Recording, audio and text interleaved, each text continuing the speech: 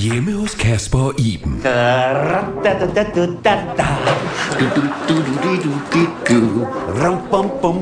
Tænd tequilaen, Kasper, okay? Ja, det er skønt med sådan en lille tequila til forret, var Iben. Hvad? Det var fint, Kasper, okay? Fint. Genialt. Satan da. Hej. Kasper. Hej, Iben. Hej. Ja, og I kender jo min søde unge datter Isabel. Hej, Jarls unge datter.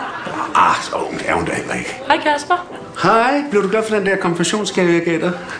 Jeg havde hits for kids for. Nej, egentlig ikke, selvom jeg er meget, meget ung. Ja, min datter skal jo snart stifte bekendtskab med det seriøse erhvervsliv, og jeg er sgu lidt i tvivl om, hvem hun skal arbejde for. Og så tænker jeg på dig, Kasper. Du er sgu sådan en pragtfuldt menneske. Kan hun ikke arbejde for dig? Ej, Hjalte, det er det, hun skal. Den tillid, du har vist mig gennem alle år. Du kan være fuldstændig tryg. Jeg tager hende ind på mit kontor, hun kommer til at arbejde som min helt personlige assistent. Hvad siger du?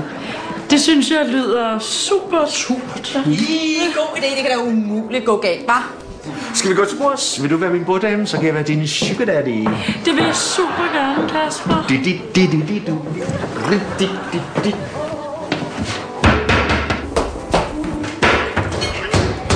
Jeg synes, min datter er for ung til at arbejde for Kasper Christensen. Testen.